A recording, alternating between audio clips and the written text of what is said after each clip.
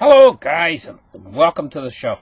Boy, if we got a lot of information to move through this morning, so I got to speed through it fairly quickly. Today is Thursday, March 21st, 2019, and welcome to the show.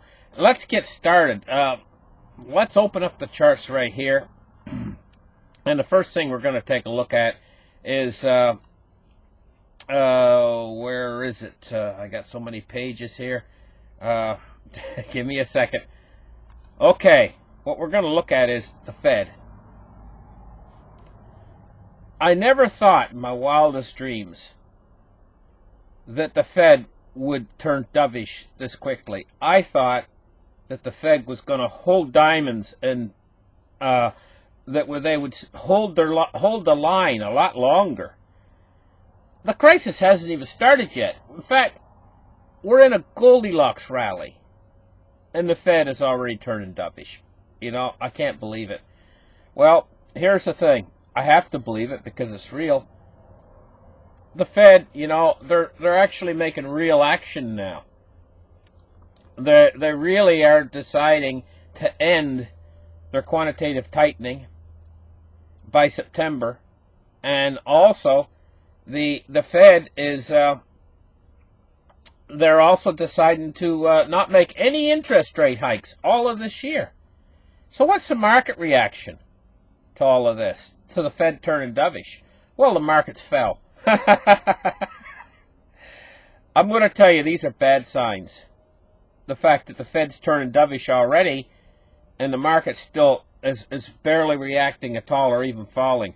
It says the Fed just went full dovish and the Dow Jones barely budged. In fact, it fell. It fell off. Now, we got more problems coming, you know. And the Fed, by their reaction, I can see that we're in more trouble than I thought we were in. We're in a lot more trouble even than I thought. We're heading right for the waterfall. We're heading right for a big problems. It says the Federal Reserve on Wednesday threw in the towel on rate hikes in 2019. They've projected that they're going to stop their quantitative tightening. It says Wall Street was pleasantly surprised that the Fed will scale back its balance sheet tightening to $15 billion a month before ending it in September as part of the process. So we're already seeing a shift in the Fed. A big shift. This is a big shift, but it's not doing anything. It's not having any effect. They're not going to have any effect until they actually go back into quantitative easing, and it's going to take a lot more this time. In fact, this time what it's going to take is it's going to take something called helicopter money. This is where we're headed, guys. And you know, the Fed, they will do whatever they have to do. You remember Mario Draghi said in order to bring Europe out of its crisis, or even try to bring Europe out of its crisis, he said whatever it takes. This is what's going to be required from the Fed. And this is what's going to push us into hyperinflation. So let's get right in there with the main part of the markets now, and we're going to take a look at silver. The silver price is up 9 cents on the day to $15.54. This doesn't really surprise me. This is what I would expect from the Fed's reaction. Also, we're going to take a look at the dollar in a minute. Okay, but we're going to hold off on that for a minute. Let's take a look at the gold market today. And we're looking at $13.17. So we're back up above that 1,300 mark, and we're solidly above it. $5.30 up today. I wouldn't be surprised, you know, if we keep these higher prices for gold and silver, at least until the market crash. I'm expecting a market crash, and we'll talk about that in a minute. Okay. Now, let's take a look at cryptocurrency. Cryptocurrency's slowly heating up, too. It's broken above the $4,000 mark, and this is probably has to do a lot with the Fed's reaction. I'm going to decrease that chance that I gave yesterday of Bitcoin going down to 50-50 now. I feel more like 50-50 on this, whether Bitcoin's going to break above $4,200 or go down below. I'm going to go 50-50 on it now. I'm going to tell you, I've been examining some things that's going on in the internals of the markets, and why I'm giving it a 50% chance of testing its lows on cryptocurrency is because I think we're headed toward a market crash, and I'm going to explain to you exactly when and why in just a minute. We're going through the markets first. We're going through the pricing of things first. $141.8 billion in market cap on cryptocurrency today, and we're at a Bitcoin dominance of 50.8%. So what we're seeing is most of these coins going up. Litecoin today is just over $60, $60.43. It's holding above $60, and we're seeing a lot of these coins. Some of them are going up a lot. One of the things is Onatology. I mean, it's number 17. It went up 22%. Wow, that's a big jump. And Tezos, number 21, went up 20%. So some of these coins are really popping. You know, they're really popping up there in price. Now we're going to take a look at what the Dow Jones did at the reaction of what the Fed said. And it's down 141 points, the Dow Jones. Okay, there's not going to be these corporate buybacks are going to suddenly come to a stop for a little while, pretty much, almost a stop. And so we're not going to have that to support the market as much. You know, I'm going to tell you, this reminds me of the margin call. Actually, margin calls could go out in a week from now. We're going to have to watch. But I got that coming up later in the show. Okay, crude oil, $59.83. It's off 40 cents on the day so far. Now we're going to take a look at something we don't ordinarily look at, and we're going to take a look at copper. And this is one of my indicators. Copper can be a canary in a coal mine as far as indicating the economy, because copper is used all through construction. Every time they build a new building, copper wires go in, you know, and the copper price is an indicator of what the economy is doing, heading toward recession. It's a recession indicator. And what we see here is we see it turned over. It turned over around the 22nd of February, and it's been turned over now, and it's been going sideways, but not really up too much, but mostly sideways ever since February. And the copper price, it made it up to about $2.95, and now it's turned over, you know. So we got to keep our eye on copper. Next thing we want to talk about is the Baltic Dry Index. And we see exactly the same formation formed in the Baltic Dry Index. The Baltic Dry Index is turned over. Right now it's at 709 right now, which is very low. Baltic Dry Index is very low. It was down around 600s, but 709 is very low. And it's turned over and it's falling. It's got little ups and downs, but it's falling. If we focus the chart in, let's take a look at this, the Baltic Dry Index. And you can see it's turned over, and it's got a pattern that's starting to look like we're heading toward a recession. Okay, that's the 1 year on the Baltic Dry Index. Okay, so now let's open up the charts again and continue on with our show. One of the big problems coming up is, let me see, I got to find it here. Here it is, my page. Okay, Brexit. Brexit could be our black swan event. All the markets, you know, they're pricing in a Brexit not happening. It just going away. This is what the markets have priced in. But all of a sudden, this animal's turned. Brexit looks like it might be actually a hard Brexit on the 29th of March. Because the reason why is if we read some of these articles, you can see for yourself. The Prime Minister is starting to look. If we read some of these articles, it says, with the single worst speech she has ever given, Theresa May shifted all the blame for the failure of Brexit onto herself. And some of these articles talk about the Prime Minister, you know, how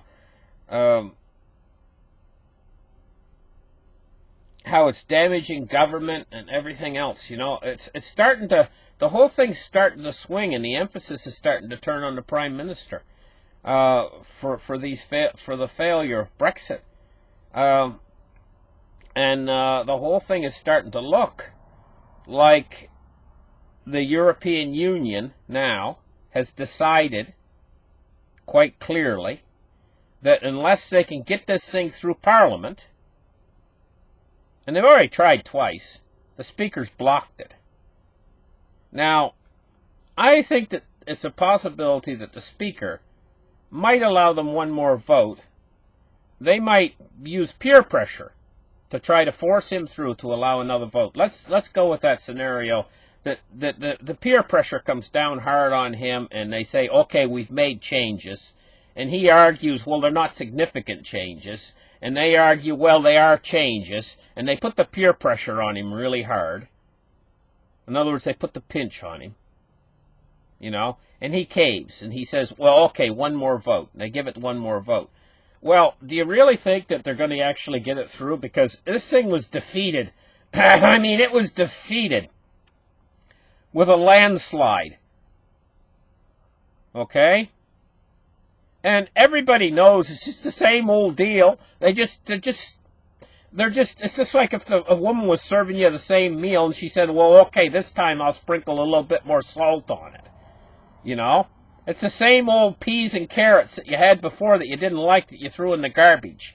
But she says, okay, I'll sprinkle a little bit more salt on it this time. You know? But it's the same deal. Well, she's got to get this deal through, or the European Union is not going to give her any extension to Article 50. And they've said that already, you know? And so they're going to give her one more shot at kick at the can, but I think it's going to fail for a third time. See, it says, for Europe's sake, a good and fair Brexit deal should be given one last chance. You know? It's the same old deal, you know? It says why MPs will ultimately have to back Theresa May's deal. Well, no, they don't have to. They don't have to. They just keep pushing this thing through, pushing it through. This is the age of new politics, where they vote on something, and everybody says, no, we don't want that, okay? And then they vote again, and they vote again, and they vote again. They try to wear you down until you finally say, oh, well, okay, just to get rid of them, just to get them out of there. Get it? Yeah, okay. You know, I mean, how many times do you have to put something across the table and you say no to it? You know? So Theresa May's asked for this deal to delay Brexit until June 30th, and they said, okay, we'll only delay it until the 22nd of May, but first, you've got to get this thing through Parliament. I don't think that she's going to be able to, and if she's not able to, then we're going to have a hard Brexit. Now, why are they so frightened of a hard Brexit? And why would a hard Brexit cause a market crash? You want me to tell you why? First off, a hard Brexit is not anything to be frightened of, but they've created all this fear. So what they've done is they've taken something that shouldn't be frightened of, you shouldn't be frightened of. They've created this huge fear everywhere, fear-mongering, so that what they've done is, because of creating this fear, and because our markets are ready to roll over, all the world's markets are ready to crash. They've been overbought, right? When this huge fear hits from nothing, you know, there's an old saying, there's nothing to fear but fear itself. But what they've done is they've created this fear. And now that they've created this tremendous fear, well, it will affect the world's markets. And once the world's markets start to roll over, it can be a self-perpetuating cycle where the fear of the markets rolling over then. In other words, Brexit starts, the markets start to roll over, right? But then the markets rolling over create an extra fear because that's really happening. In other words, you're manifesting what you're scared of happening, and what you're scared of happening manifests something, and then you're scared of what you've manifested. So the whole thing just is a self-feeding, self-perpetuating cycle, and in the end what it could cause a market crash, and then that market crash in itself creates fear and panic, which even creates more market crash, and the whole thing starts to roll over and starts to go crazy. And the world starts to go crazy. And the reason why is because it was ready to go crazy. It was ready. It was all ready to happen anyway. And so the Brexit just acts as a trigger for something that was ready to happen anyway. And so what we're looking at here is, I don't think she's going to get this deal passed, but we'll see. We'll see. You know, and they're already starting to get into the whole thing. Like this one says, the Brexit blame game. You know, Prime Minister's speech provokes fury amongst MPs as they brand her a disgrace. So, the blame game, in other words, they're already pretty much accepting a hard Brexit. I mean, and they're going to blame Prime Minister, blame Theresa May for it. This is the way things, I got to point out the way things are heading. And this is headed toward a market crash. I believe I did the Dow already. It's down 141 points already. I mean, and this is at news that the Fed is going to go dovish. So it's ready to turn over, guys. It's ready to turn over. Let me see. Is there anything? We haven't looked at the bond market yet. Okay, I got so excited talking about all that stuff about how the whole thing could come unwound on the 29th of March, which is 1 week away, guys. The whole thing could come unwound. Okay, so I mean, this is really important. In fact, I'm predicting that today, when the markets open up, and not long from now either, in just another 20 minutes, I'm predicting that we're going to see a down day in the markets. Okay, so let's take a look. I don't think it's going to be significantly down, but I think it's going to be a down day in the markets. Let's take... Well, see, one of the things is investors haven't realized yet that Brexit could go hard in 1 week. You know, and suddenly it might start dawning on them, hey, you know what? This thing could go sour. Yeah, that's right. It could go sour. Okay, U.S. Treasuries. We see that these Treasury buyers, they're already realizing it. They're rushing into Treasuries. Look at these yields. 2.519 on the U.S. 10-year. 2.97. So we've broken down below 3 on the U.S. 30-year.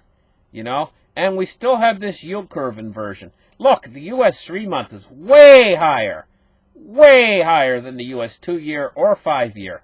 And it's almost approaching the 10-year. The U.S. 3-month is almost approaching the price of the 10-year. Yield curve inversion. And right now I'm going to call it, this is a full-out yield curve inversion. Big sign of the up-and-coming recession. And this recession is not going to be long-lived, I'm going to tell you, because what's going to happen is, I believe that the Federal Reserve is going to come in with stimulus up to the yin-yang, and it's going to be the end of the dollar. Let's take a look at the U.S. dollar index today. You can see, just from the Fed's reaction, look, it's just barely holding its own above 96 mark. Honest to God, you know, remember we were up in 97s? Now we're just barely holding 96s, and look down here, right down here, 95.87 right there, 95.85 right there. It's just come up this morning a little bit. But you know what? After the Fed's reaction to this market crash, and they're going to have to do everything they can to turn it around, what's going to happen then is we're going to see the dollar slowly lose steam. It's going to go out of the 90s. It's going to slowly go back down to 90, 94, 93, 92, 91, 90, into the 80s, and slowly down toward the 70s. When it drops down below 70, 69, then it's going to speed up. It's going to start going a lot faster. Now, you heard me right. I'm talking in the 60s on the dollar index. And some of you out there are just shaking your heads. No, we'll never see that. We'll never see that. Yeah, you will see that. And that's even the dollar compared to the basket of other currencies. Like a failing euro. Which makes up 57% of the US dollar index, by the way. Okay, the euro will be going into a crisis, and it'll be hyperinflating, but the dollar will be hyperinflating even faster. I'm telling you, you got to there's a time coming you could get trapped in dollars, and you might not be able to move out quick enough at a certain point, because all of these fiat currencies are actually going to go to their intrinsic value, which is zero. In the end, that's their intrinsic value, zero. I know this has been a little bit of a long market report this morning, but I think that there's a strong possibility that on the 29th of March, which is only days away, 1 week away, that the crisis could actually begin in earnest. I think the crisis has actually already begun. The financial turmoil has already begun, but it's so subtle that nobody can see it, really, except people that are really watching very closely. But this thing, when it turns really nasty and sour, could be next week. It might, and this all depends on. Actually, what it hinges on is her getting that vote through. Now this is at this point. I think she's going to try again, and I think the speaker is going to relent to peer pressure. And I could be wrong. Maybe he'll be a man and stand up and say, "I made a ruling, and that ruling's going to stick, and that you need significant changes." Okay, but I think he'll probably cave to peer pressure, and they'll probably make a few tiny little changes, and they'll probably put the peer pressure to him, and he'll probably say, "Okay, put it to a vote." Will that vote pass? That's the thing. And that's what all this is hinging on for a crisis next week, is whether that'll pass or not, because the European Union's already said, they've said, okay, you need to pass that thing if you're going to get an extension to Article 50. If they don't get an extension to Article 50, if they can't extend it, and they can't put it off into the future, if they can't kick that can down the road, then we're facing a hard Brexit. And there's so much fear around this hard Brexit, this could tip the markets over. I mean, it would tip the markets over. Thank you guys for listening. Like and subscribe, and we'll catch you guys in the next show. Bye-bye, guys.